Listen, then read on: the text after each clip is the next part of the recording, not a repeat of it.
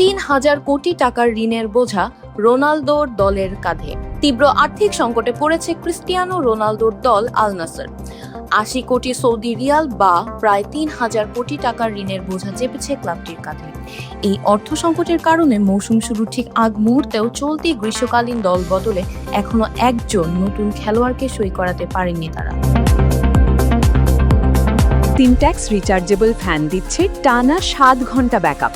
Saudi গণমাধ্যম আর রিয়াদিয়া জানায়, গত মৌসুমেও কিছু ভুল সিদ্ধান্তের কারণে এই পরিস্থিতি। সংকট কাটাতে মালিকপক্ষ পাবলিক ইনভেস্টমেন্ট ফান্ড ক্লাবের নির্বাহী ক্ষমতার হ্রাস টেনে ধরেছে। নিজস্ব আয় বাড়াতে না পারলেও আপাতত নতুন কোনো চুক্তি করার অনুমতি পাচ্ছে না ক্লাবটি। পরিস্থিতি সামলাতে আয় বৃদ্ধি ও খরচ কমানোর জন্য আইনি ও আর্থিক পরামর্শক প্রতিষ্ঠান নিয়োগ দেওয়া হচ্ছে।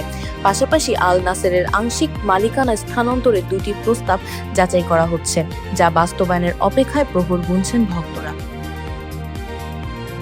BD archive desk, Deepika.